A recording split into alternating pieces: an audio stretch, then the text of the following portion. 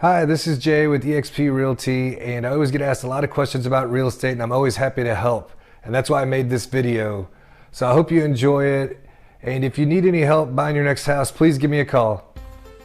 Homeownership challenges to be aware of. There are many advantages to homeownership and also a few challenges. Make sure you are aware of both, the advantages and the challenges, so that you can make an informed decision as to whether or not you're ready to start the home buying process. Monthly expenses. Your monthly mortgage will likely be close to what you were previously paying in rent, but you'll probably add new monthly costs for things like trash pickup, HOA dues, update and repair costs, etc. Maintenance and repairs.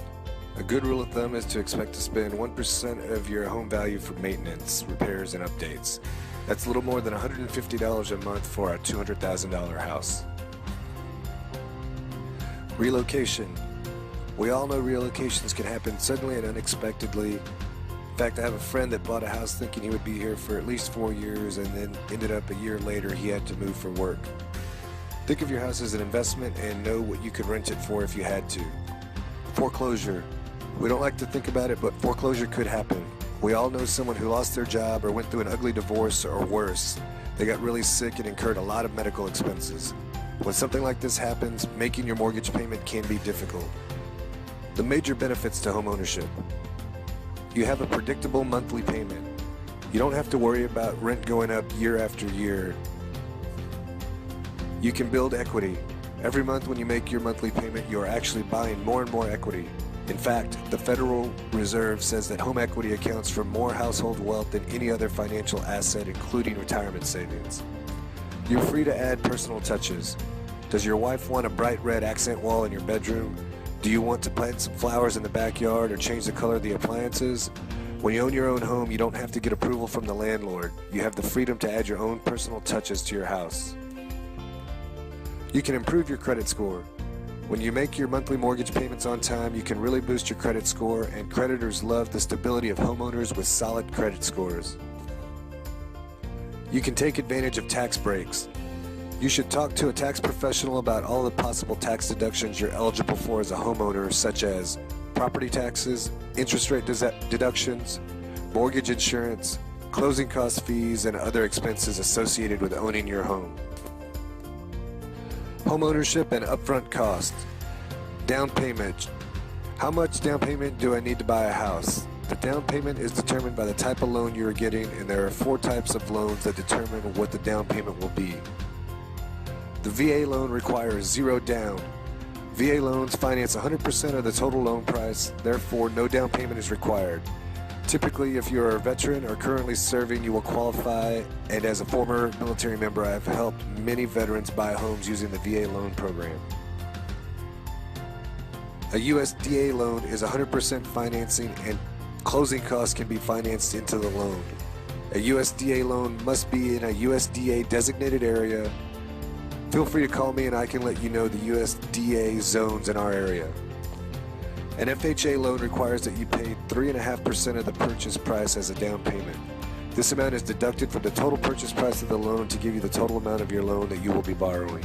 For example, if the home is $100,000, your down payment would be $3,500, making your loan amount $96,500. A conventional loan will require the amount of the down payment to vary depending on which type of conventional loan you're getting. Again, the down payment will always be deducted from the total loan price. So as an example, if your home is $100,000 and your down payment is 10% or $10,000, that will make your loan $90,000. Remember, your down payment is applied to the total purchase price of your home. In addition, there are numerous down payment assistance programs in our area. These programs are constantly changing, so give me a call and we can discuss which programs may be most beneficial to you. Earnest money. This is a good faith deposit that lets the seller know you're a serious buyer. This is typically about 1% of the sales price and held in escrow with the title company. If the deal falls through, then you can get this money back depending on a few variables that are written into your contract. And when you close on your house, this money is usually applied to your closing costs. Appraisal. This is a check and balance system. The primary function is to assess the market value of the house, basically to make sure that the house is worth what you're paying for it. The appraisal is usually about $500 and gets paid upfront by the home buyer out of pocket, meaning that it is not rolled into your loan. Home inspection. This is a detailed inspection of the house and condition of the various systems that make it up. These include the foundation, the roof, the electrical, the plumbing, the HVAC, and any other system in the house. The home inspection isn't required, but it only makes sense to spend $500 up front to uncover any major defects versus spending hundreds of thousands of dollars and then finding out about a big issue. Plus, with the inspection report, you can negotiate or even walk away from the deal if necessary. With all that being said, it is worth mentioning that the inspection report is going to look scary. Every little thing that is even questionable will be written up in the report. And that's why it's best to attend the inspection and let the inspector tell you straight up what information to get on the house and what is not such a big deal to worry about.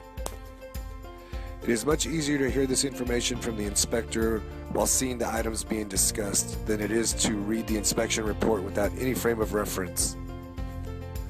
Closing costs. These are the fees associated with taxes, insurance, and originating your loan.